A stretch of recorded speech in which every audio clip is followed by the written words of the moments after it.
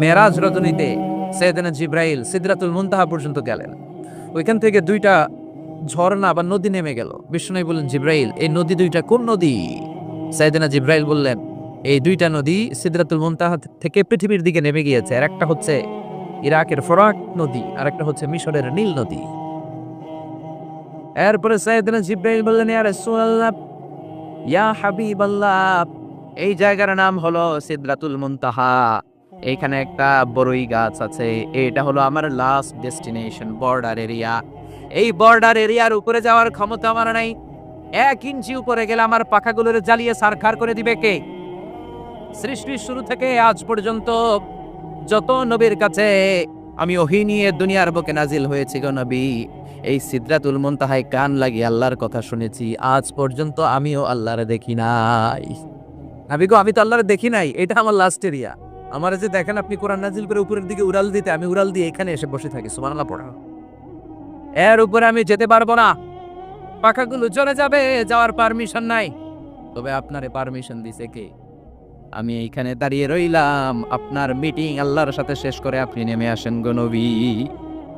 নবী যান, আপনার মিটিং এর জন্য, আপনাকে সারপ্রাইজ দেওয়ার জন্য আপনার অপেক্ষায় আল্লাহ অপেক্ষমান। সুবহানাল্লাহ। তার মানে ফেরেশতা যেখানে শেষ, বিশ্বনবীর খেলা এখানে শুরু, ঠিক কি না? জিব্রাইল এখানে থেমে গিয়েছে, আর যেতে পারে না। জিব্রাইল যেখানে শেষ, বিশ্বনবীর যাওয়া শুরু। তার মানে মানুষ যদি শ্রেষ্ঠ হয়, সে ফেরেশতাকে ছাড়িয়ে যায়। আর মানুষ যদি নিকৃষ্ট হয়, তাহলে সে পশুকেও হার মানায়, ঠিক কি না? আপনি কখনো শুনছেন একটা সিংহ আর একটা সিংহকে মারে? একটা বাঘ আর একটা বাঘকে মারে না। একটা হরিণ আর একটা হরিণকে মারে না। একটা হাতি আর একটা হাতিকে হত্যা করে না। কিন্তু একটা মানুষ আর একটা মানুষকে হত্যা করে না। আপনি কখনো শুনবেন না যে একটা বাঘ আর একটা বাঘকে হত্যা করে 10 টুকরা করছে? শুনছেন?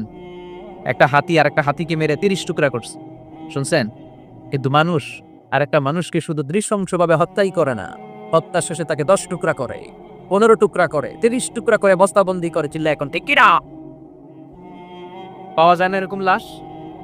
গুম করে ফেলছে, ক্রস ফায়ার করে ফেলছে, মেরে ফেলছে, হাত পা বেঁধে, চোখের রশি বেঁধে বস্তার ভিতরে ভরে ক্ষেতের মধ্যে ফেলে দিস। 3 দিন 4 দিন পর এরকম লাশটা ফুলে উঠছে, পাওয়া যায় না? পত্রিকায় বিভৎস লাশ দেখে আমরা অবাক হই।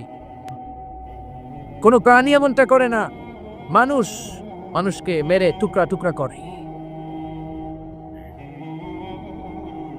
একটা ছাগল বনের সব ছাগলগুলোরে মেরে ফেলতে চায় না। একটা হাতি ওই জঙ্গল থেকে সব হাতিগুলোকে শেষ করে দিতে চায় না। কিন্তু মানুষ আগুন জ্বালিয়ে জনপদের পর জনপদ ছারকার করে দেয়। গুলি মেরে